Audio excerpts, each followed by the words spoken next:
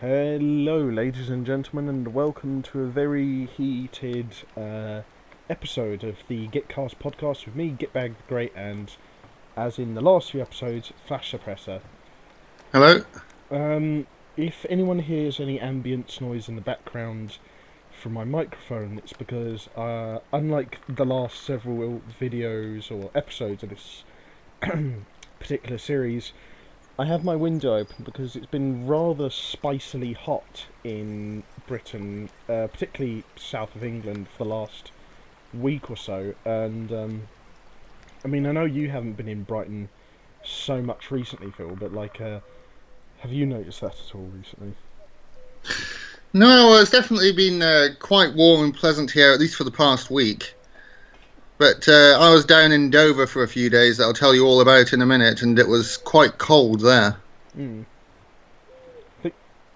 I was in London over the weekend, and it was very spicy there. And usually, recently, when I've been cycling up to places around London, I've usually had to wear like long trousers and a thick jacket. But like most of the time, while I was up there this weekend, I could literally just do with like a pair of shorts and a t-shirt, and it was absolutely fine.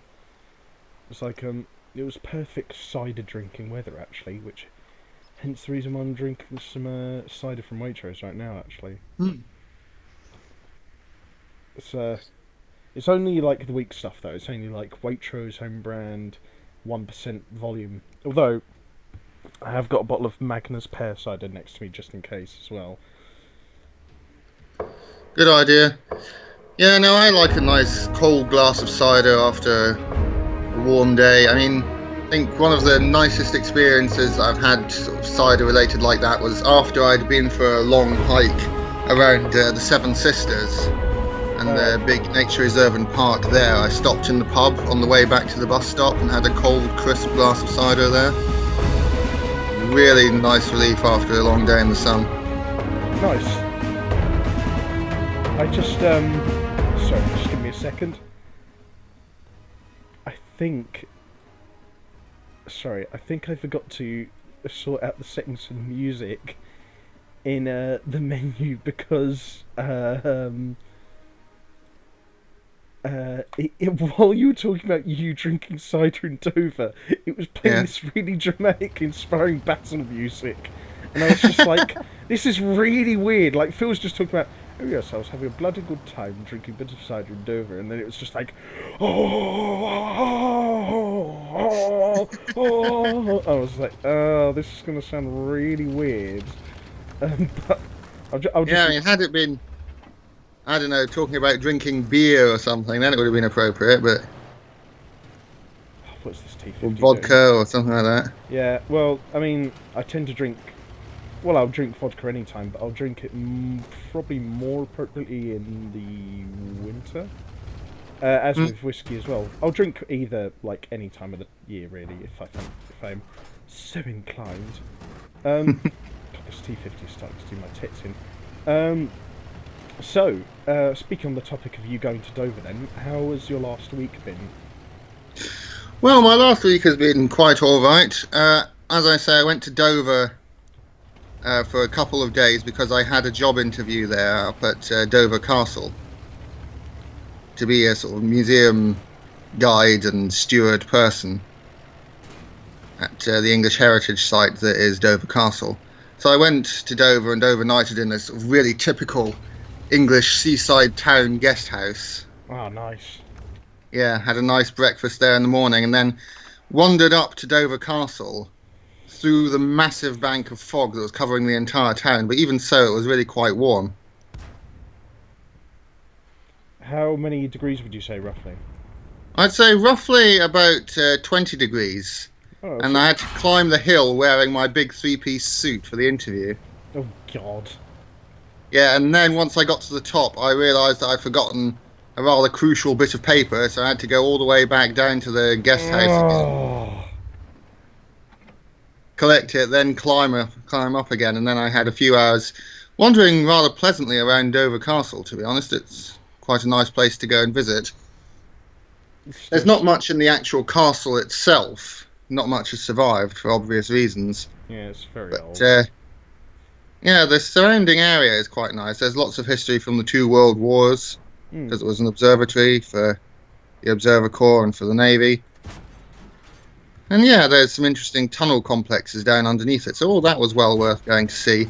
The interview went well enough, but I wasn't successful. I think largely because they wanted someone local working there. Okay, was it And a also local it turned heritage out, site then? yeah, No, that makes sense. yeah, and also it turned out that it was only a 20-hour-a-week contract, Yeah. which wasn't quite enough because it paid by the hour on the advertisement, but it didn't say how many hours a week one could expect.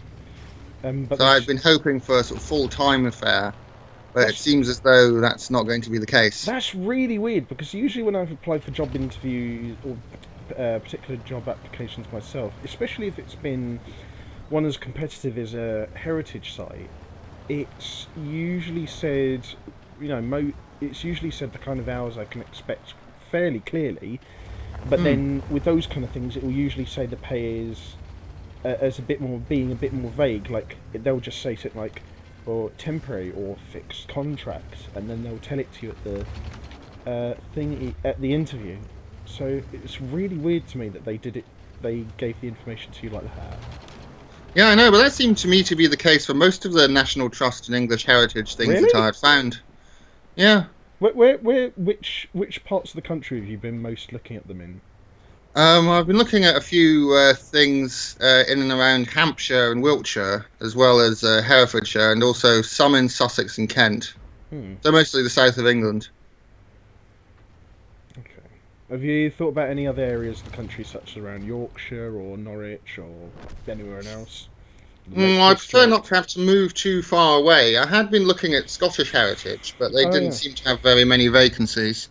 And I fancy the same problems would apply there as they did in Dover. I mean, that'd be also quite good though if you didn't get anything in southwest or southeast of England, if you were still able to get something in Scotland, because you said you've got family there, so you could still network and have regular contact if you go up there, wouldn't you? Yeah, that's true. But that would work. But yeah, I don't know. I didn't really see any places that looked suitable, and I'm applying for various other jobs as well. Yeah. I've handed in an application to Waterstones in Lewes, which is also only for a sort of half-time thing, but that wouldn't be so much of an issue given that I'm sort of settled here. I have a place to stay for the next month or two, and I could move to a small place in Lewes as well after that period expires. Yeah, you seem to really like Lewes. I mean, to be fair, I love Lewes. I don't really know exactly why. It's just such a nice little town. Well, it is very you. I mean, you said it's very me. Yes. I tell you what, when I was up there the other day to hand in my application, I thought I might as well hand it in on paper in person because. Yeah, of course. Yeah. I went up there. Got the bus, which is unusual for me. I normally get the train there. And what I did was. I was looking out the window and I saw a house with a sign out at the front that said Mead House. Oh! So I thought, oh yeah, that's just like the ticket, isn't it? Nice! And it turns out it's not actually a house that contains mead, it's a house that's named after somebody who is named Mead. Oh. And it's actually a school building. Oh, for fuck's sake. That's a tad disappointing. That is a tad disappointing, yeah. However, I did buy a nice load of Drambuie and a bottle of dandelion and burdock in the local Waitrose, which we then shared at our film evening, which we shall discuss in a minute. Yeah, I was going to say if that Drambuie, if you got it from that place that we had. Sorry? Sorry, I messed up my words a bit there. I was going to ask if that was the place where you got that bottle of Drambuie we had on last night's film evening. Yes, it was. I've never had Drambuie before. I like it well enough, but I don't think it's my favourite honey-based drink. No, and I mean, to be fair with me, I tend to go for more sort of nastily flavoured things that are a bit more bitter or a bit more pungent, I guess you could say. Hence the reason why some of my favourite drinks include things like, you know, dark ale, scotch, with, you know, vodka and, you know, red wine and stuff like that. But Yeah. yeah, I'll admit it was all right. But like you, I probably would personally prefer like a good mead or something, probably a bit more. Yeah, you're right. Which is good though, because we found that place in what was it, Trafalgar Street? Yes, I bought another bottle of mead from there relatively recently. Yeah, we're basically, if anyone is subscribed to this channel, you might know that like a few weeks ago, me and Phil did a day out in Trafalgar Street in Brighton, which is basically this road that goes underneath Brighton train station, and it's got a whole load of like different cafes and shops and miniature museums there. And Yep. one of the places we went to in that vlog was this really cool little, basically just a liquor store where they also sell like some snacks and smoking stuff as well. And Mm. I think that was only the second time ever when I had mead, actually. Yeah, I think no, I bought you a bottle for just after Christmas when we had a bit of a night in. Yeah, no, that stuff was really good. Was that the stuff you bought from Germany? Yes, that was the actual proper German stuff, yeah. No, that's Though, to be fair, Lindisfarne mead is pretty good. That's the big popular English brand of mead. yeah. It's basically like for me, it's basically to mead what like say Stella is to, you know, fizzy like beer and lager. Like, you know, Yeah. it's not the absolute best mead, but it's still very nice when chilled, and it's hard to go wrong with it anyway. So, Mm. and so have you been doing anything else in regards to your recent ventures and adventures? And misadventures. No, other than that, I've been having a sort of fairly quiet time focused specifically on applying for jobs, mainly. I have had a couple of rather nice days out in town. And apart from that trip to Lures, I also took a brief trip up to Devil's Dyke again, which is Yeah. always a nice place to visit when it's bright and sunny. Yeah. Yes, but no, I've mostly been sedentary for the past week. But how about you? Well, my life's just been a bit of an upheaval recently. Just been really busy with sorting out things in regards to my training internship this summer. You know, figuring out what I'm going to do this summer after this current term of my part-time MA ends. And just a lot of like long-term planning and communication stuff. You know, sorting out my study skills advisor support and that sort of thing. Finalising the first draft of my proper essay plan for my next essay for my history course, and not really much apart from that. Just been a lot of like long-term planning and just work really.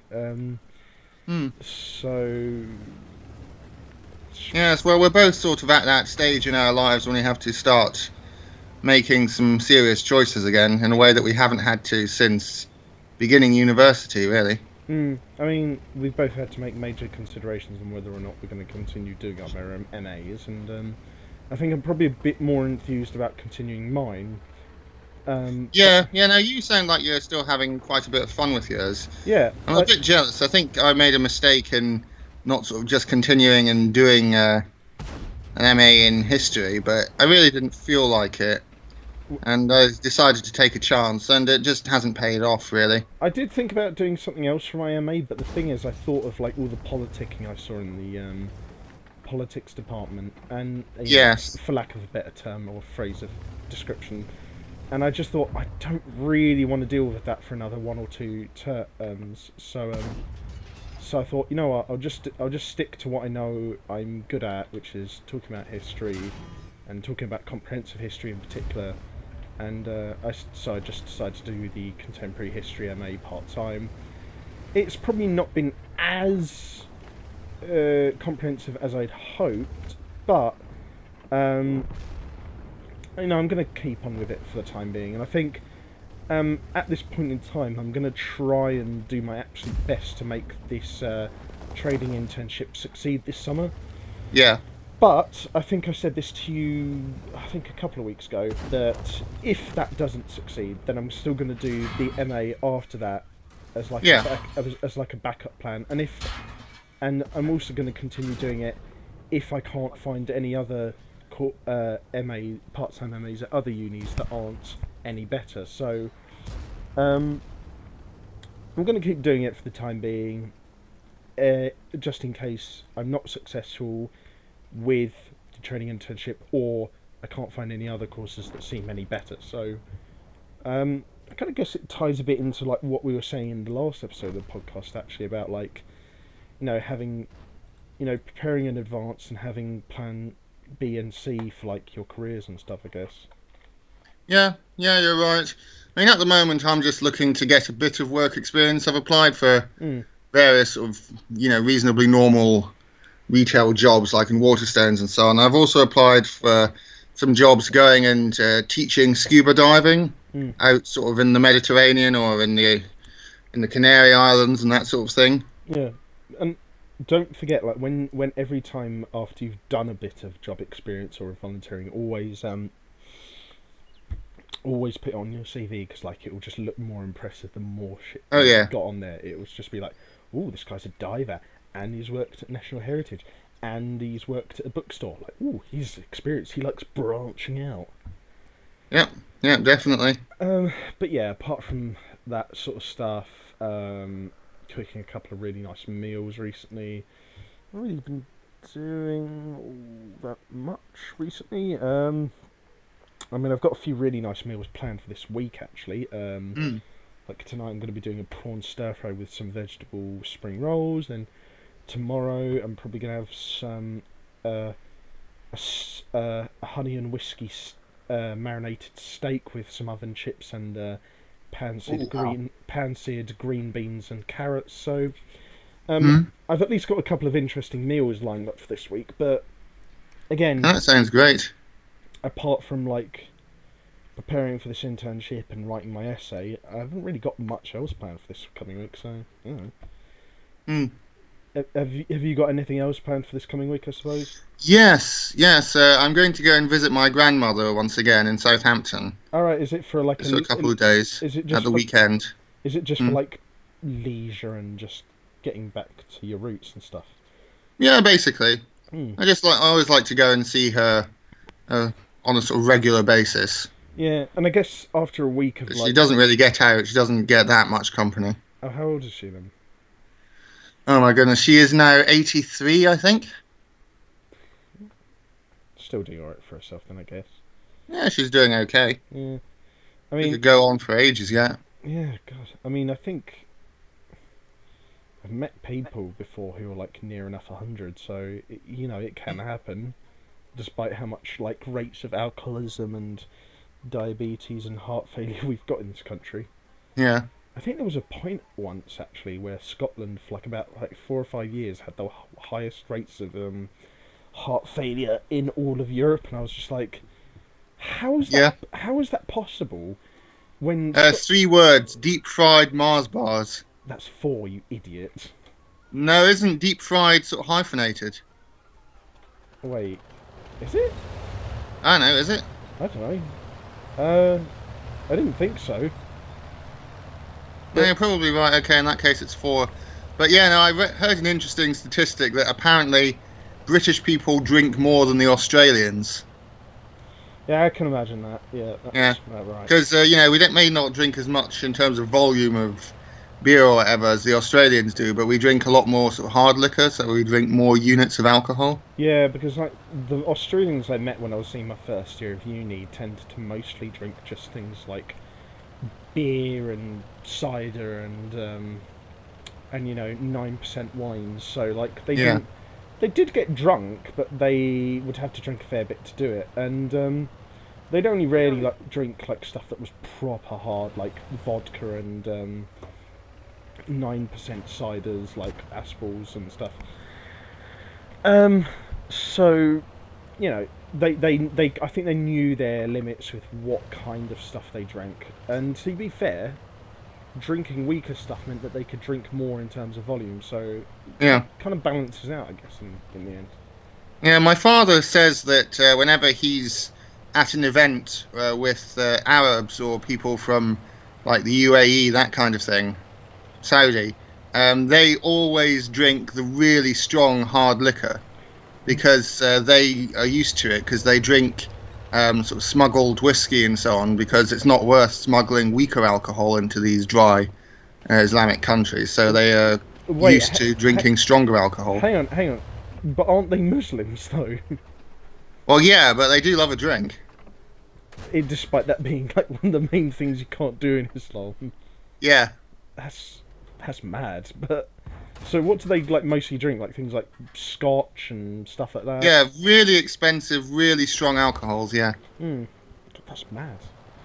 It kind of reminds me of actually that scene really early in 12 Strong where they're offering gifts to General Toten, and like one of the first things they pull out is like massive bottles of vodka, and I'm just like, wait, what? You're in Afghanistan, why did you bring that with you? It's like, just bring some like really nice fine tea or something like that. It's like, don't bring vodka into a hardline Muslim country, you idiot. I mean, I love a good hard drink myself. I wouldn't do that to like somewhere like Dubai. I'd just be like, alright, I'll just settle for a cup of hot chocolate. I'm fine. But speaking of action films, actually, we did watch a decent one at the most recent meeting of the Sussex Sci-Fi and Horror Appreciation Society recently, didn't we? Yes, we did. We certainly did. And it's the 2015 release, Green Room. Now, I should mention, as I should have done with the last couple of film reviews we did on this podcast. Yeah. That there is going to be some spoilers. So I'm picking up a spoiler warning now. So if you don't want to have Green Room, which was released in 2015, spoiled for you. Skip ahead by about like 15 minutes. Yeah, skip ahead by like about 15 to 25 minutes, and you should have sort of like gotten past the majority of what we're going to talk about the film about, or for, or whatever. But to summarise, it's about a group of punk rockers in the modern day who are invited along to a private gig in a slightly run-down establishment that they quickly find out is actually run by neo-Nazis. Now, if you know your history around like Western pop culture, you know that neo-Nazis and punk rockers don't exactly get along. You know, just take my mum for example. Punk rock in the early 80s absolutely despises the Nazis. Basically they come across like a crime scene in one of the rooms of this little rundown bar that they weren't supposed to see, and it turns into like a weird siege, hostage-y sort of situation. It just goes like really like down south real fast, and it's like very intense, and it's like got a couple of quite unique scenarios, and it's just all about the punk rockers trying to survive and bargain or fight their way out of a really nasty situation.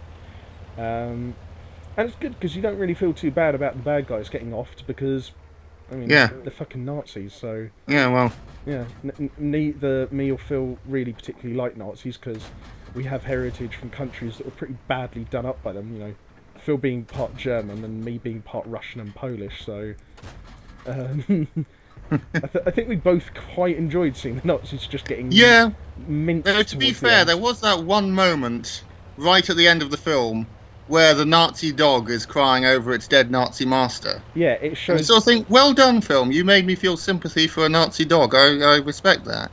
Yes, it's like it shows that even as much as Nazis are just scum, it's like you can still wean sympathy out of a situation in a darkly toned thriller action film by putting a sad dog in it. But generally speaking, what did you think of the film? I thought it was quite good, very enjoyable. It was dark and atmospheric, and very claustrophobic, which sort of fit the tone of the film. I really think the camera work worked well with that. Though I will say that for a lot of it, the lighting was a bit difficult. It was hard to see, and the sound design often made it hard to hear what the characters were saying. Though that may just have been us screwing around with the sound system in the room where we were watching it. It didn't really work out that well. In terms of the structure, I think it was quite good. I think the first act was really slow paced. It built the tension well. I really liked that. I think my favourite scene actually would probably be the first sort of hostage confrontation in the first act, where they're talking slowly and calmly to each other through the doors, and it just really builds the tension really well. And then the second act is a big confrontation, and it moves really, really quickly. Then the third act goes back to being somewhat slower and more tactical, as they try to figure out a better way out of the situation in which they find themselves. And of course, it's a pretty good action scene, the third act. Yeah, because it quickly goes from being a sort of a tense psychological thriller to like a siege/hostage movie to then being an action film, and it kind of does it quite seamlessly, I thought. Yeah, I'd agree with that. I'd probably agree that my favourite bit was the first hostage scene, because at that point you really don't know how competent in terms of this kind of situation that the punk rockers are, as in like the main characters. Yeah. Plus, you also don't know how heavily armed or nasty these particular Nazis are. Now, you find out particularly quickly into the second act of the film that they are quite brutal. Yeah. They're serious people, yeah. You know, and I will just warn anyone going into this film, it is quite bloody. Yes, though they keep the gore to a minimum. It's not a gory horror film. It's my idea of horror. It's realistically enough that you could see yourself acting the same way that the characters do in this situation, and that's why it's tense and scary. But there is still some pretty like gnarly sort of like deaths throughout the film, such as definitely. I mean, people are getting mauled to death by angry dogs, and then like one guy falling out of a window, thinking he's gotten out to safety, and then is just tackled to the ground and stabbed like a dozen times in the back. So. That kind of thing. There's some pretty. I mean, that's the bit where it becomes a sort of standard horror film with characters getting picked off, and you sort of wonder who's going to last how long, and they keep you guessing, and that's sort of the measure of a good horror film, really. Yeah, and it really keeps up the tension actually when it gets to that point. Actually, I thought as well, by making the characters who are probably the least competent and least capable be the ones to go through the longest, because the characters who are arguably the most competent out of the main characters are probably the ones to die the earliest, really. For example, one male neo-Nazi who they find earlier, sometime around halfway into the film, you know, you can tell he's very competent at fighting. He's a bit of a nasty bastard himself, but he's willing to team up with the main guys to get out of the situation, and you can tell he knows what he's doing. But then, like, literally as soon as he's introduced, he just gets his head fucking blasted off by a fucking shotgun. So it's just... And then you're left with, like, the three most incompetent characters in the main cast, and you're just like, oh, shit, I wonder how they're going to get out of this one. And Yeah, indeed. No, they build the tension well, and they keep you guessing. And I think it all culminates definitely in... it's not really the final confrontation. The final confrontation actually falls a bit flat, but really in the final escape from this sort of hostage situation, where they trap the Nazis, and they are quite clever about it, that is done really well. But then the ending, I think we both felt fell a little flat. Yeah. Like they were just trying to wrap it up, like they'd run out of money in their budget or something. Yeah, because, again, massive spoiler warning, towards the end of the film, the last two, like, surviving people out of the main cast get out of the bar after it's been gutted, and they go off to the main villain, played by Sir Patrick Stewart, very skillfully, I might add. Yeah, definitely. and they basically corner him. They kill the main bad guy. And I won't spoil it fully, but there's like just this weird moment right at the end where there's still like a couple of things that haven't been tied up that could still mean that the last two surviving main characters are in quite serious danger in their immediate vicinity. And you're just left thinking like, why haven't we tried to tackle this? Like, and I don't know if your suspicion is correct that it was because of low budget, but that could be a possibility, I suppose. But it just was such a weird decision. I don't get it. It's like throughout the whole film, structurally, tonally, and logically, it was all fairly consistent. And then just this weird narrative decision at the end, just kind of like not derails the whole thing, because it is generally speaking a decent film, but it just makes the end like. Yeah, I guess how you would say, just makes the ending fall a little bit flat. Yes, indeed. That was sort of a brief summary of my kind of opinion of it, but one thing that I'd like to discuss with you, do you think it can be called horror, or is it more of a thriller? Because there's nothing supernatural about it, is there? Well, no, but you don't have to have a film be supernatural to be a horror film, do you? No, you don't. No, but it's unusual. Because, you look at something like, say, the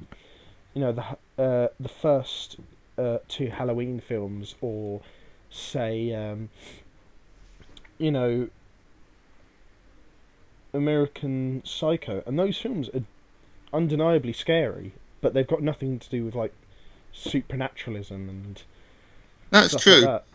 So then a horror film is something that is meant to be scary. That's the criterion. Yeah, it's meant primarily to scare people. But then, is Green Room primarily meant to scare, or is it meant to thrill? I think it's meant to make people tense and afraid in terms of anticipation. So I think it's a hard one, isn't it? But I think I would probably describe it as a thriller with horror overtones, because it definitely qualifies to a certain degree to be a horror film, but not enough to fully be one. But it is more so than anything a thriller film. So I'd say it's a thriller film with overtones of action, horror, and character pieces. So I'd say that's probably what I'd describe it as. I can't really be more conclusive than that, to be honest, because it is kind of a mishmash of different sort of genres, and not in a bad way. It kind of, like I said, it does them quite seamlessly up until the last 5 or 10 minutes. But I'd probably describe it as thus, if you would ask me to. How would you describe it as being in part of a certain genre? I would definitely ascribe it to being I think I'd probably have to go with a thriller with horror overtones, really. Sort of a slight reversal, but no, I think it was justified to show it at this Sci-Fi and Horror Film Society, because it did take a lot of horror aspects. Yeah.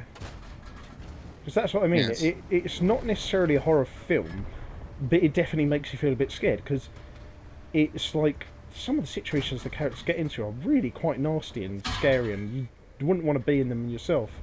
Definitely. And they aren't entirely unrealistic scenarios either. So no, you can not only can you through that empathise with the main characters quite a lot, but it's also situations where you can imagine yourself in them quite easily, and as a result, it's rather unnerving.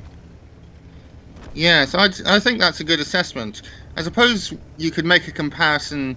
You could maybe call it like hard horror, like hard sci-fi, because Star Wars is the equivalent then of something like, I don't know, The Evil Dead 2, and then so Star Wars is the equivalent of The Evil Dead 2, and then a hard sci-fi film like I don't know, Arrival or something like that is more something like this. There's more of a sort of realistic kind of tone, Yeah, although I should mention, but it's still technically the same genre, yeah, even though they're vastly different. and even though Arrival is vastly more inferior as an entertaining property than Green Room. Yeah. Because I mean, I and my brother don't necessarily have the same complete views in terms of films as each other. I mean, we enjoy a lot of the same stuff as each other, but I think he went to see that really soon after. I think he went to see Arrival. I mean, really soon after it came out with his wife when they were still staying in America, and he said I was saying like, oh, I'm thinking of going to see it because it's just come out in cinemas. What would you say about it? And he just sent me like back literally just a handful of words on WhatsApp just saying, don't see it, it's one of the most boring films I've ever seen. I was just like, oh dear. I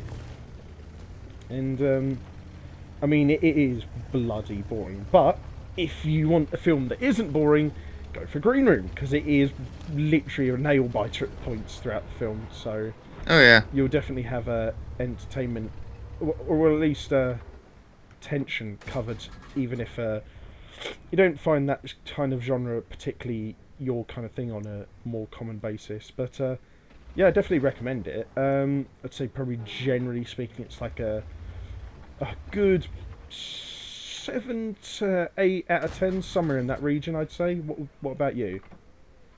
Yeah, I'd agree with that, definitely. Oh my god, It's a good film with a great premise that's let down by its ending. Yeah, I'd say that's fair. I mean, it's hard to judge a film on the basis of like one part of a film or one part of its structure, because you can't really arguably do that unless you have a good reason. And I think just generally the reasoning here is that it's been so consistent throughout the rest of the film, and it just shits itself in the last 5 minutes. Yeah. But what would you say your like just a general numerical rating is? I think I'd go with a 7 out of 10. So above average for what I'd expect from a film like that. Yeah, I'd probably say something like a 7 or a 7.1 out of 10, something like that. Yeah, I'd go with that as well. It was just above. It was just slightly above average, so I'd say about 7 to 7.1 ish or something like that. Look, you know, yeah, I think. Although, actually, yeah, now that I think about it, I will agree with you. The lighting in it was one of the weaknesses, because it's not like it even had an excuse of claustrophobia and setting it in the right kind of setting for being dark throughout, like, say, in The Descent. It was just, like, really hard to, like, make out what was happening sometimes.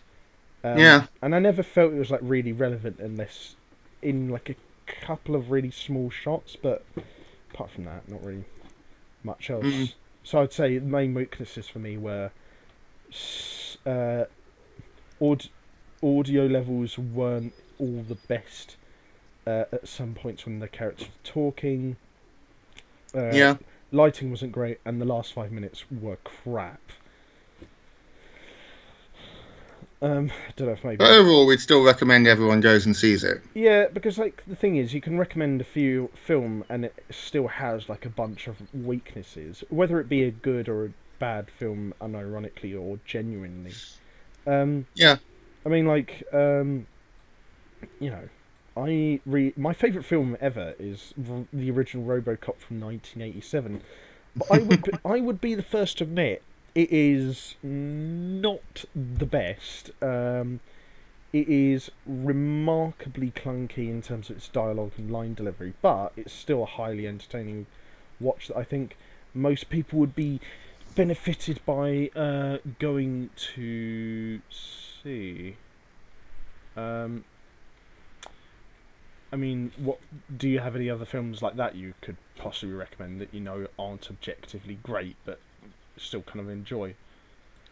Oh yeah, definitely. There's a couple that I like that sort of have a few have a sort of creative side to them, but that are definitely not perfect. One of them would be the first live-action G.I. Joe film that I quite like, and the other would be a very strange thing. You're gonna have a hard time wrapping your head around this. It's a CGI animated jukebox musical about fairies in a forest with a love potion that was created by George Lucas and done by Industrial Lights and Magic, called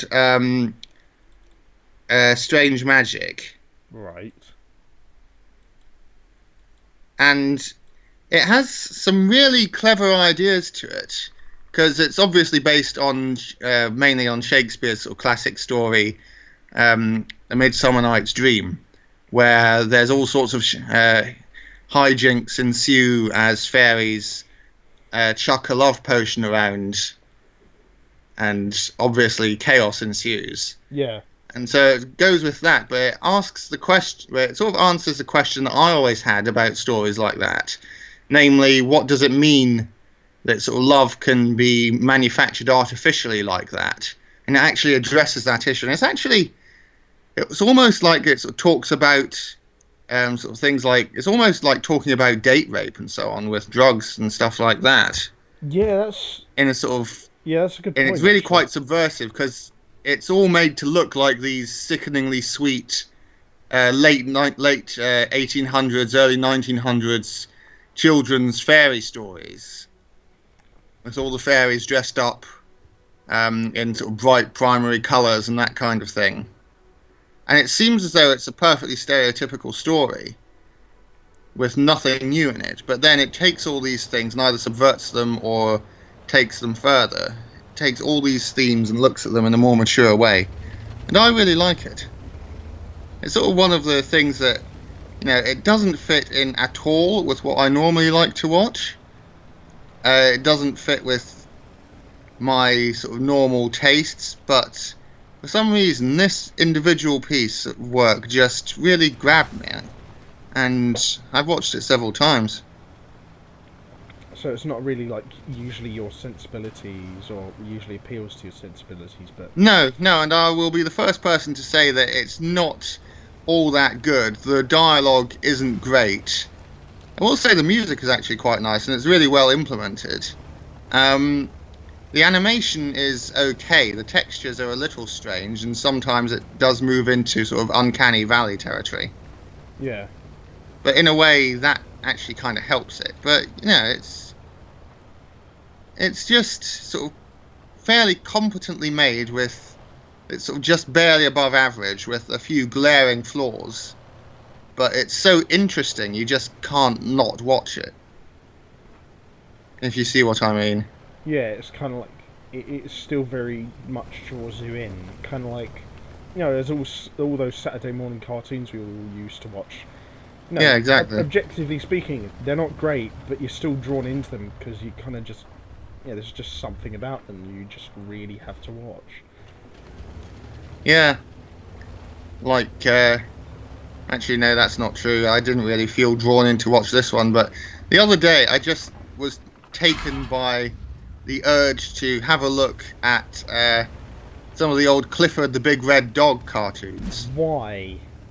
I don't know. I just remember seeing it and when I was really little and thinking, oh, that's quite cool.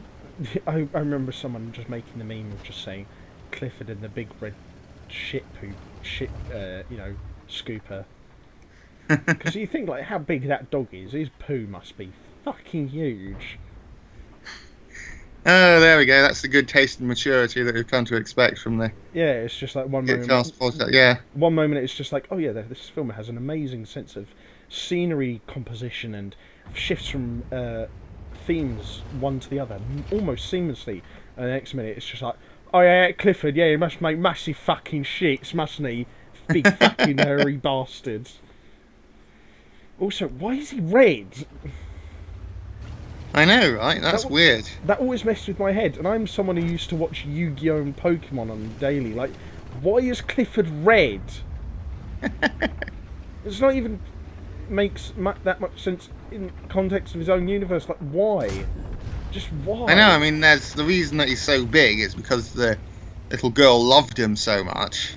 But why is he red? What on earth does that have to do with it? I think it's probably one of those things where it's just in that particular period of animation, it was easier to animate red than brown. Or maybe it was just easier to animate one single colour continuously. Yeah, or maybe they just continuously fed him cranberries or some crap. Although actually, I think cranberries might be very dangerous to dogs' digestive system, so that would probably kill him. I mean, I know grapes are really just an absolute no-no for feeding to dogs. Yeah. Because their systems just can't break down the antioxidants that are in this, in those things. But I'm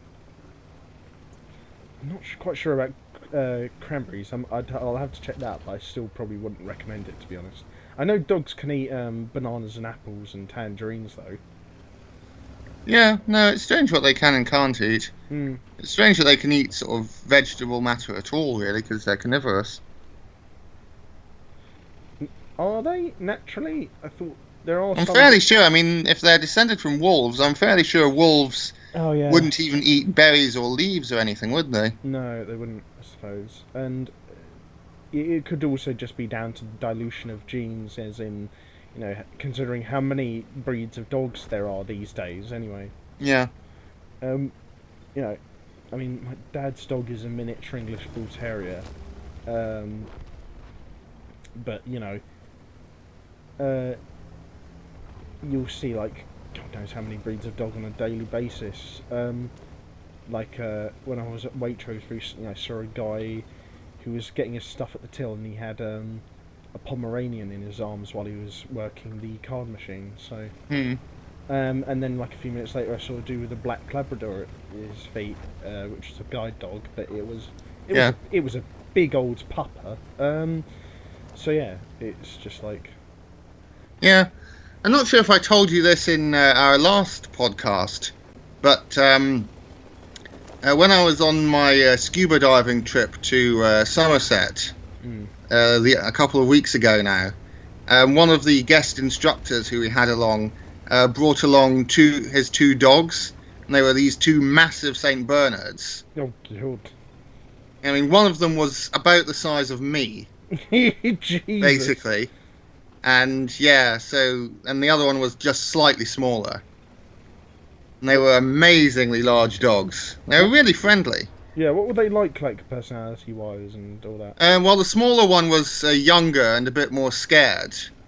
Didn't really like being near people that he didn't know. The other one was just desperate for attention from any source possible, basically. And then also, there was a small mongrel puppy, a very small one, about 4 months old, that was at the dive centre where we were diving. It was sort of tied up to the car of whoever it was who'd brought him along. And he was just jumping up and down at anyone who came near him and was really excited. How old was he, do you think? The woman who owned him said about 4 months. You've got that age. So, yeah. That's about like 2 to 4 years in dog years. Yeah, basically. Yeah, it kind of just illustrates, isn't it? Like, no matter what like breed of dog it is, you always feel sorry for dogs, or you always like dogs when they're in a particular situation, like with the dog in the green room. Because even though it's essentially a Nazi attack dog, yes, you still kind of feel sorry for it when it goes and croons over the body of its dead master. You just feel like, oh, poor wee little puppy, even though he's just spent the last hour ripping out people's throats, yeah, and being told to do stuff like, you know, hate Jews and black people and all that.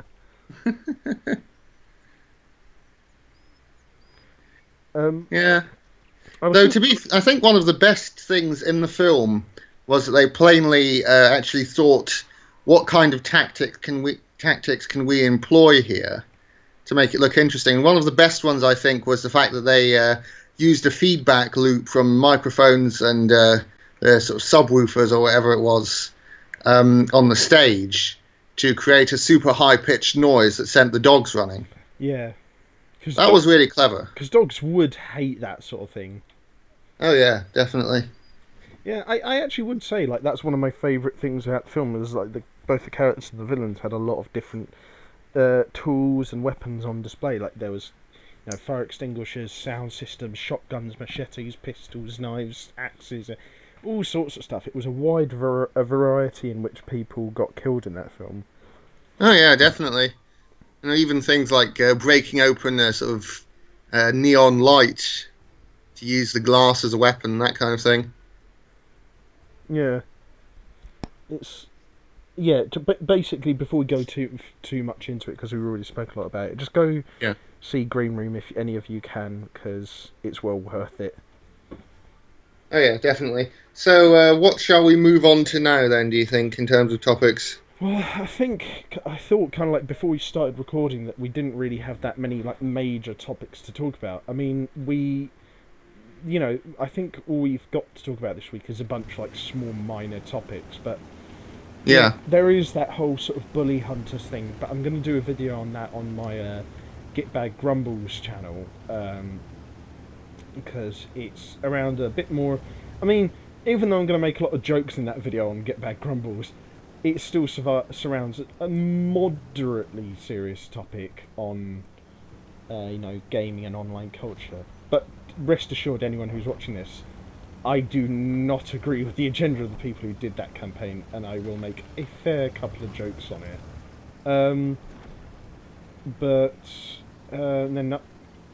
I guess, actually, if we're wanting to take the conversation away from films and like just variate it up a bit, considering I got you into watching football a bit more over the last couple of years. Yeah, that's true. How about we talk about the recent happenings in the Premiership? Yes, indeed. Well, and the fact that unfortunately my kind of hometown team, Saints, lost their recent at-home match against Chelsea. Yeah, well, I think it's probably going to be a real nail-biter, like by the skin of their teeth sort of thing, if Southampton stay up this season. I'm afraid to say. Yeah.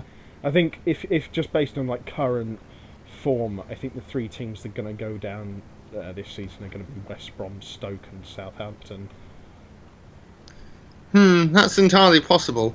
One thing that I've heard, I'm not as big an expert on football as you are, particularly sort of long-term football history. One of the things that I keep hearing is that in the English Premier League and so on, in English football, it is quite rare for teams to sort of really move up and down the rankings that much.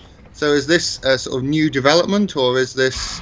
No, it's kind of a general thing that's been going on for quite a while. I mean, but it also kind of, keep in mind, does depend on which particular league you're looking at in English football, because as some people might be aware, there is multiple tiers to English professional football in England. I think overall there's about 17 or 18 tiers of football in England, and then only the top 4 are fully professional, which are referred to as the Football League, and that includes going from top to bottom, the Premier League, the Championship, League 1 and League 2.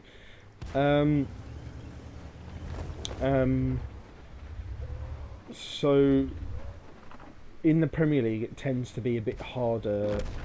In the Premier League and the Championship it tends to be a bit more difficult to judge where teams will end up, because it's a bit easier, because there's a lot more riches and higher quality players in the Premiership and the Championship, whereas say in League 1 or League 2, because the money's arguably more spread out and there's much more teams in those two divisions, the predictability of where a certain team will end up in the league come the end of the season is much more fluid and is much more harder to predict. Like, halfway through the season, halfway through last season, for example, I thought Coventry City were going to finish nice and comfy in like mid-table in League 1. They ended up getting relegated on like the third to last day of the season by my team, Charlton. So it just goes to show, it depends kind of on what league you're watching. But then again, there are some seasons where the rules and the sort of conventions will just kind of be thrown up in the air. Like, the 2015-16 season, everyone thought like either Chelsea was going to defend their title, or the Premier League title was going to be won by someone like either Man City, Arsenal, or Liverpool. Man City and Liverpool just crumbled basically quite soon on, and then Chelsea ended up finishing 10th. Arsenal kept it going for a while but couldn't quite finish it off in the end, and then Spurs ended up choking on like the penultimate day of the season at home against Chelsea to hand Leicester the title. So even though the Premier League can be a bit predictable on some occasions, in that season it was just like all up in the air, all basically throughout the whole season, especially considering Leicester finished like just above the relegation zone the previous season. So it's so I can make sort of like broad statements about conventions, but sometimes even then in predictable institutions you might just get something that will very much surprise you. Yes, indeed. I mean, no, because it's just mostly you sort of hear Americans saying that British football is boring because right. Unlike in say the NBA or the Super Bowl, that kind of thing, it's it's completely up in the air who will win. You mean the NFL? Well, I mean in basketball or in American the NFL, football. which either of those two. Yeah. Well, I can kind of understand basketball, but I'm sorry, just NFL I just don't get into it. It's like I'm not a fan of them either. It's like, what about if we take the sportsmanship, classiness, and hardmanship and tough guy status? What about if we take all those 4 core things out of rugby, and then corporatise it to the point where it's just like unrecognisable from the sports that it was influenced by? It's like, also, people are saying like, oh, it's really fast paced, but I'm just like, every time I watched it while I was in America, the last time I was in the US, it's like every 20 or 30 minutes there would be an ad break that would be like about 5 or 10 minutes long, and I was just like, oh my god, I just want to see the match, can I just fucking watch it? And it would just be like, here's Folgers coffee, and I'm just like, let me see the Green Bay Packers for fuck's sake. And I was just like, oh god, it was exhausting. So it wasn't just the fact that I didn't like the sport, it was also that like the way it's something ridiculous like during the Super Bowl the ball is actually in play for less than 20% of the screen time. Yeah, it's like the way it's presented is just like, how much ad space can apparently though there are actually people who watch the Super Bowl purely for the adverts because they're such a cultural institution. I don't know, but apparently sort of the Super Bowl adverts, I don't know what you directly compare them to. I suppose they're like the John Lewis ad for us. Although, one of my favourite all-time internet moments, I think it was from the Super Bowl, like 2010, or... It's not the Blue Shark, is it? No. Actually, it might have been in 2011, when I think they were doing advertising for The Amazing Spider-Man 2. Oh, yeah? Sorry, no, Amazing Spider-Man 1. I think that's it, because The Amazing Spider-Man 2 was like 2015, 2014 or something like that. It was for Amazing Spider-Man 1, I think.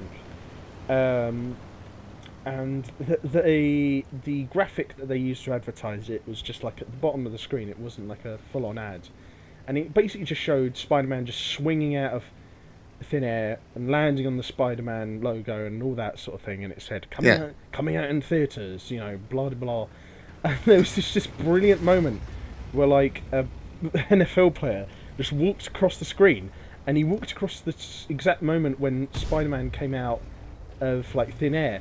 But it looks like Spider-Man was swinging out of this guy's anus, and he just onto the fucking, onto the logo, and it was just like, oh my god, that was perfectly timed. It was beautiful.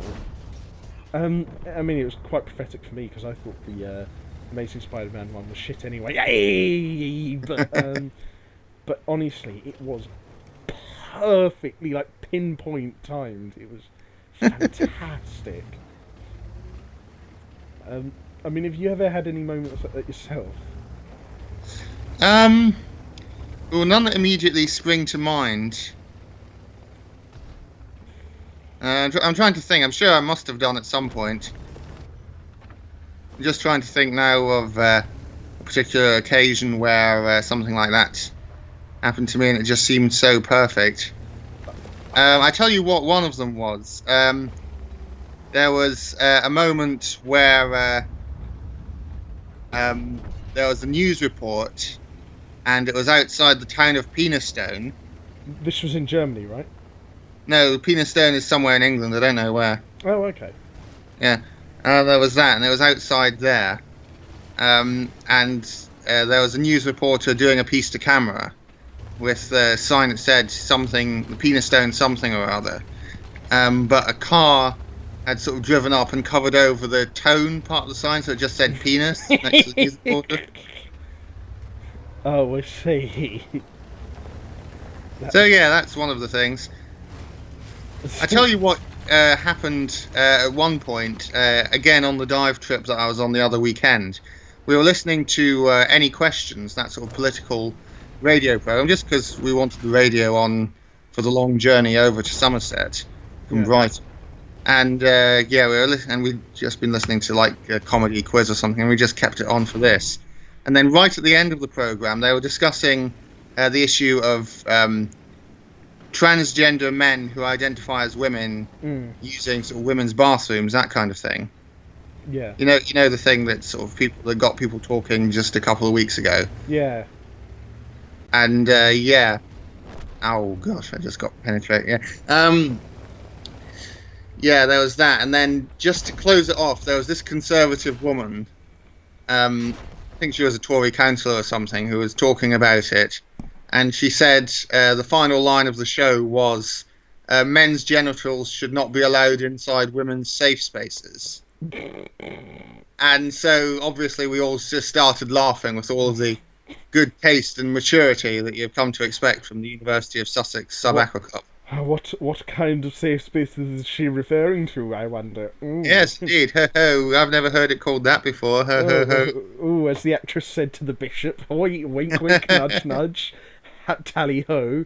Oh, as the actress said to the bishop, there's a phrase I haven't heard in ages. Yeah, no, that's basically like... yeah. That's basically like, to our parents' generation, what saying, that's what she said is to us, so... Yeah, basically. But yeah, it's like... She couldn't have worded that worse, could she? No, she really couldn't. That's one way to derail a serious conversation, isn't it? Yeah, I think they're actually quite grateful. I think the presenter must actually have been quite grateful that that was the point where the show had to end, but yeah. Yeah, I mean, because the thing is, we won't get into it too much here, because this is, generally speaking, a entertainment-ish channel about games, films, podcasts, and all that sort of thing. But you do of course have to talk about serious topics sometime in life, and but on the flip side of that, it probably doesn't help the conversation too much when you talk about something as serious as transgender rights, and then someone says something like that. Yeah. I mean, what? It's like, what was everyone's reaction? Was like the laughter kind of just immediate, or did you all take like a moment to just say, "Oh my god, what did she just?" No, say? it's just absolutely immediate. Oh really? It really was. Oh, god, that must have been amazing. It's just like. This entire minibus full of students on a dive trip would just burst out laughing. That's just the worst wording I could think of. Something like that. That's incredible. Well, I've cracked out the slightly stronger Magnus pear cider now, so it kind of suits talking about serious topics like transgender rights and political gaffes. But yes, indeed. No, I don't really know what side to be on. I just don't think that I have the necessary knowledge of the issue to really deal with that. But it was interesting hearing my mother and some of her friends who are all of a similar age talking about it. And they sort of said that, they support transgender rights, but at the end of the day, they aren't really comfortable with the idea of, people like my little sister being in a bathroom with sort of men. No, people. I think I agree with that, and I think if I decide one day to make a video on that topic on Gitbag Rumbles, I probably would say something similar, to be honest. Yeah. But because trans people have of course been stiffed a lot in society in the past, but so far as to do something like that is a bit not really up my tree, so to speak. But it's a bit more of a serious topic for like Gitbag grumbles, I think. So I'll probably leave it at that for this particular video. Otherwise, the comments. Yeah. Otherwise, even though this series doesn't get a monstrous amount of views at the moment, I could imagine like our comment section would be full of war just if we continued on with it on this kind of channel. Yeah. Yeah. I mean, I did come to like kind of the decision recently to make the purpose of my 3 channels a bit more generalised recently, so that I can at least like talk about the other channels in a bit more of a relaxed tone, and I don't have to be so constrained as to what I'm doing on each channel. So like on the flip side of that, I don't mind talking about serious topics on here sometimes, or having a bit of humour on Gitbag grumbles here and there. Yeah. Plus it also means like Titan Ted, which has always kind of been just my dumping ground channel. I don't have to mar that by being too serious on there, because most of the videos on there are just daft anyway, so... Though, I mean, it's kind of different with you, because you've only got one YouTube channel at the moment, and yours is very much a specific purpose. Yes. Enterprise. No, I would never do anything else on my YouTube channel, really. Much as I sort of like YouTube as an institution, though I will freely admit that it has its fair share of problems. Of course, yeah. Yeah. Yeah, I think unless I have a specific project like my book reviews or my diving adventure videos, then I really don't think I wouldn't sort of like become a blogger. I wouldn't make content just for the sake of it. And I'm not saying you do, definitely not. No, but it's just I have quite a range of interests that I kind of want to just get out there, really. Yeah, that's fair. I mean, that's a tricky one, isn't it? Because like you think there are lots of people on YouTube who have a lot of like broad interests, and I'm one of them. But you would think like if you did all of them in one go, that would be stretching yourself a bit thin. Hence the reason why I might talk about things like history, and stuff in passing. But I don't think right now I'd be able to make a whole channel dedicated to it unless it was like a joint venture between me and someone else, because I've already got 3 channels. I've got Titan Ted, which is like comedy and random bits and bobs, this channel, which is kind of like entertainment, podcasts, gaming and films, and then Gitbag Grumbles, which is serious discussions interlaced with the occasional bit of wit and dry British humour. So it's... But then I think if I did any more of that just on my own, that would be stretching myself a bit too thin. Yeah. And even then, so for example, even though it's very easy to produce videos on Titan Ted, because it's just a random bits and bobs and vlog sort of channel, I wouldn't even want to upload daily on there, because that would just be exhausting. Yeah, no, definitely.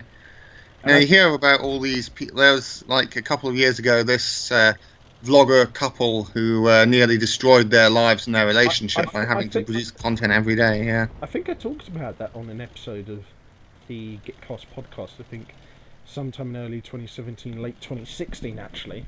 Yeah, you may well be right. I think that may well be where I heard it from then.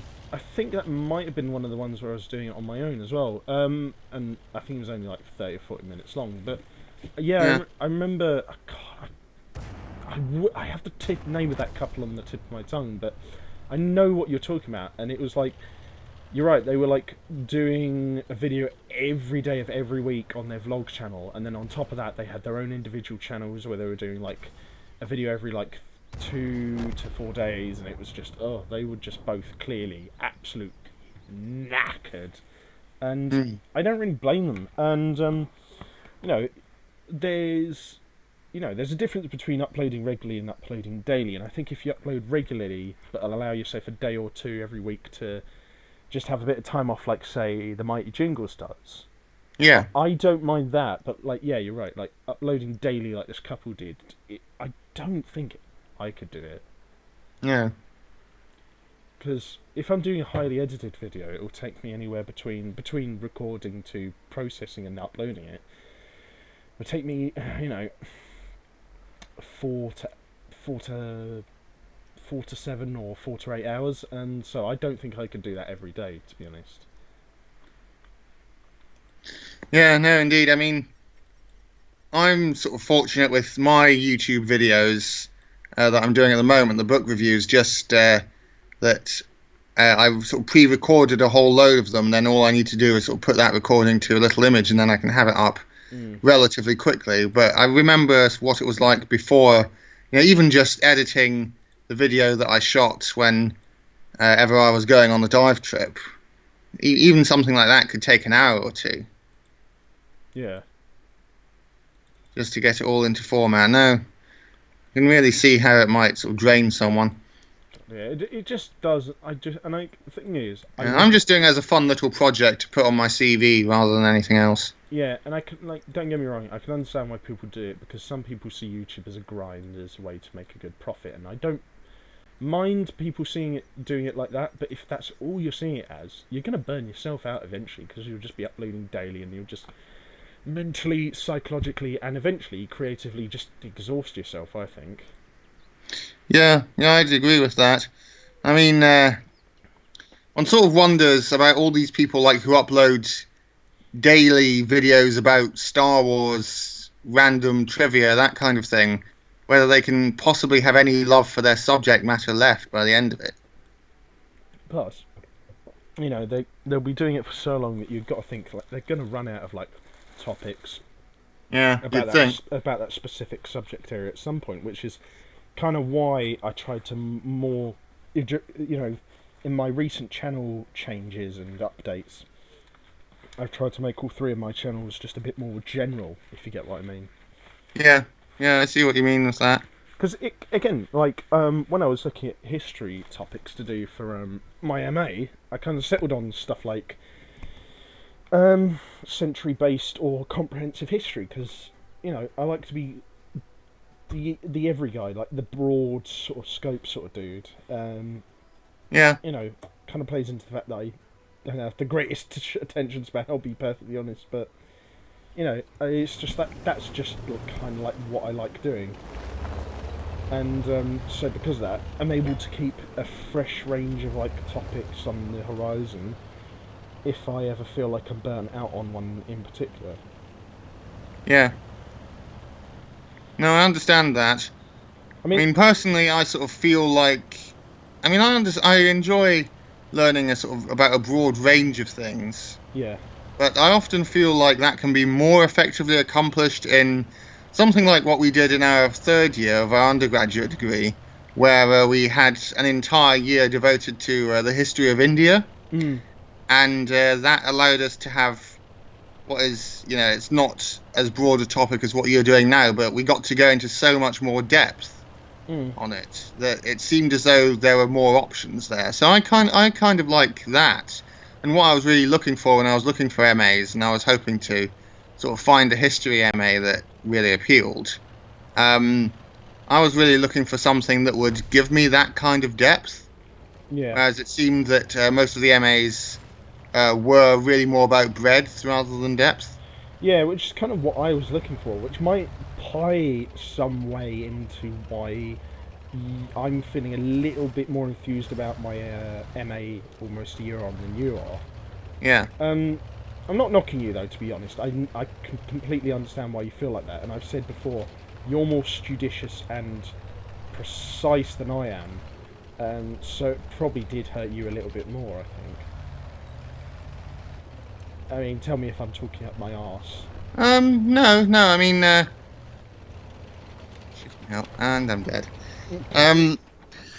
Yeah, no, it's just, I sort of felt like I needed a specialisation, and this one seemed like, this course seemed like it would offer that, but it really doesn't. It's a strange mixture of being so specific that there's nothing really about it, and yet so broad that it's impossible to narrow down what the issues are. And I mean, yeah, my father has sort of said that he doesn't really approve of the way the course is being taught. the sort of lack of contact time, the lack of just the lack of work. I mean, I basically haven't been at university. I haven't been a student. I haven't been studying since like Christmas. Oh crap! Because there's just been so little stuff going. Wow, that was brave. I didn't mean to do that. That was a complete accident. I was just like, oh, I can shoot down into the top of this cave you won. Oh fuck! I've done that myself at that exact spot more than once. That was bad. That was really bad. Oh wow, that is great. Actually, sorry, but before we were interrupted, so how many contact hours per week did you have? I had, in theory, I had 4 contact hours per week. Mm. But often, I mean, apart from the strike, there were a couple of weeks where the seminar didn't take place because the teacher was off, and they tried to reschedule it, but it was often difficult. And the seminars were just not very engaging at all. Mm. And at the end of the day, I just sort of asked myself, do I really want this degree? This degree that is less interesting, less engaging, and less demanding than my undergraduate degree was. And yet it's somehow trying to sort of set itself up as being better than the undergraduate degree. And I've just decided, no, it's not worth it.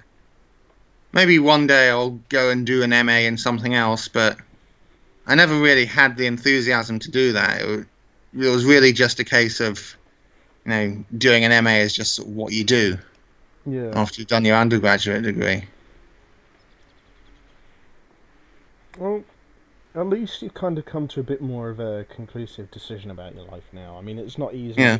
I don't think it's ever easy going through that kind of period in anyone's life, but I've been through it a few times in the last 3 or 4 years, and while I've come out probably a bit more cynical and a bit more grumpier, I definitely feel like I've come out with a lot more greater sense of clarity and assurance in what I'm doing. So, keep soldiering on, keep doing what you're doing, plan ahead, have some plan B's and C's in stock, but keep your head up if you can.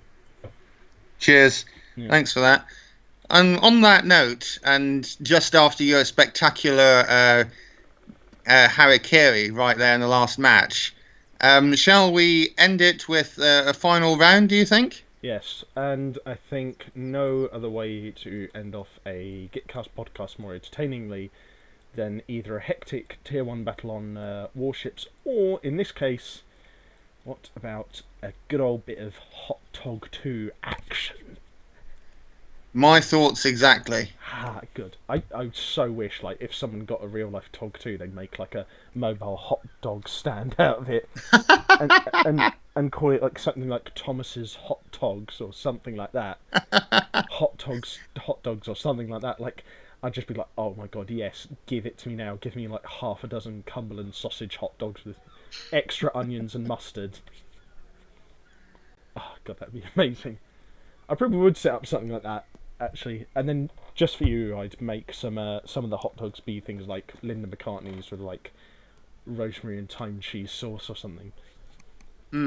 That's a nice idea. Actually, I was going to say, speaking of cheese sauce, as of this recording, we're talking about Monday, the 16th in the past tense. Because we're recording this on Tuesday the 17th. But last night, while we were leaving the Sussex Sci-Fi and Horror Society meeting, me and Phil were kind of debating what we were going to have for dinner on the night.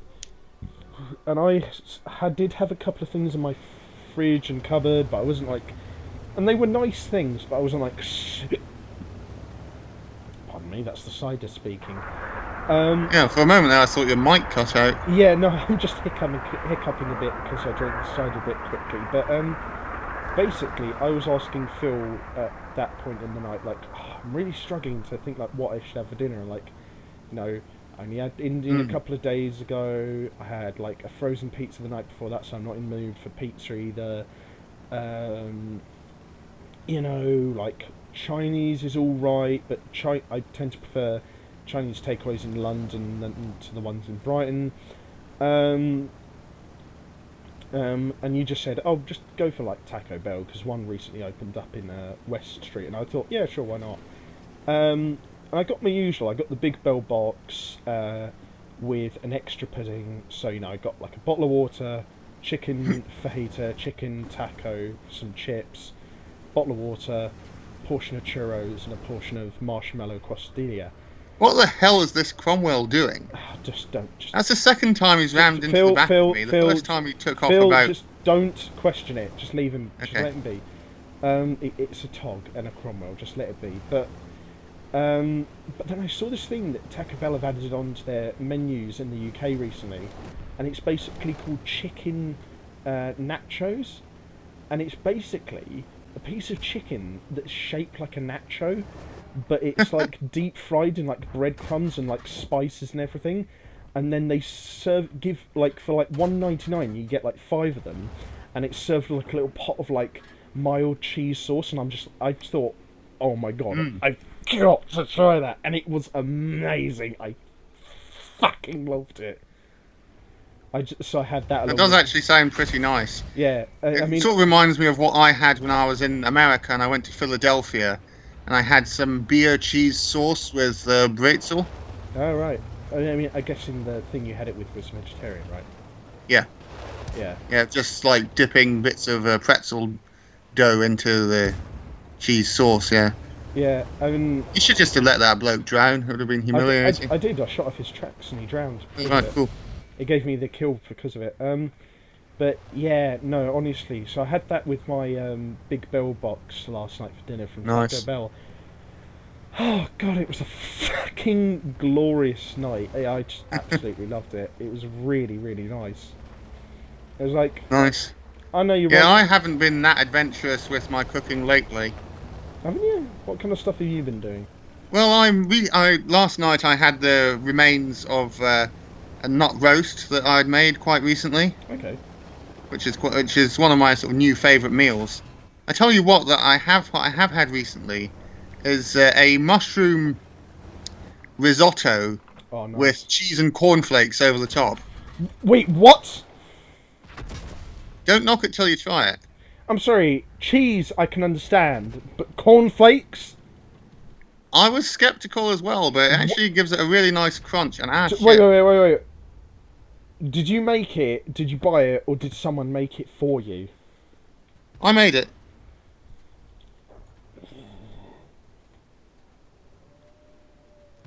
The fuck, Phil? Like, that's... Well, it's in a recipe book. Wait, really? Yeah. What recipe book? Fucking Johnny I know, the one of my sort of vegetarian recipe books. You have to send me that. I think it was actually one of my mum's old ones from about the 1970s or something. Really? You're going to have to send me like a picture of that or something, because I can't believe it until I see it. That sounds too weird to be true. Like, cornflakes and risotto. Why? I can imagine something like, say, pine nuts or like cashews or like, maybe crisped up like, croutons from a soup or something, like sprinkled on top of a risotto. But cornflakes, fucking cornflakes. That's genuinely really I'll try and send you a picture of it if I get it, if I make it again at some point soon. Yeah, sure, please do, because I'm fucking baffled as to how that would work. It's actually quite nice. It just gives it a bit of extra crunch. Yeah. Well, at least I'm going for something a bit more contemporary tonight. I'm just making some prawn stir fry with udon noodles, and gonna have some some ready-made veggie spring rolls on the side, which is gonna be nice, simple, light, hearty, and healthy. Nice. I'm going to make myself a stir fry as well. Vegetarian tofu. Nice. Got myself a nice little box of Cauldron's tofu pieces. Oh yeah, I was gonna say, even though I'm not a vegetarian or a vegan, like, if I ever go for like tofu, that's always my call of choice. Yeah. And in any case, I think that's about as good a time as well to call time on this episode. Because I think I'd say so. Because I mean, I kind of said before we started recording, this was just going to be a series of like just smaller topics for this one. But yeah, I think we've cuffed off a lot of good little ones. I think we did as well. So we've done gender identity, we've done politics, a film review, cooking. adventures, advertising, and all Yeah. sorts of stuff. So I think before we overextend ourselves, as per our earlier discussion of doing YouTube and all that, I Yep. think we'd best leave it there for this episode. As with the last couple of episodes, please be sure to check out Phil's book review channel Thank you. in the video description below, as well as my own comedy and random bits channel, and my new serious discussion channel, as well as my Twitter and my blogspot. And if you guys have any future suggestions for discussion topics for this series, be sure to leave them in the comment section below for me or Phil to see, and we'll see about getting them implemented at some point in the future, if it's not something completely stupid. Oh, Phil, if you ever put a piece of tofu up your nose or some daft cobblers like that. I would totally do that, though, by the way. I'm not going to explore that, but yes. Okay, right, fine. Until Let's next move on. time, I hope you guys have enjoyed this video. If you did, leave a like, comment, share, and subscribe. If you wanted to show any extra support, check out our other platforms in the video description below. And until next time, I've been Gitbag the Great. Have fun, stay safe with whatever you're doing. Don't do anything we wouldn't do. And until next time, I'll see you on the battlefield. Bye-bye for now.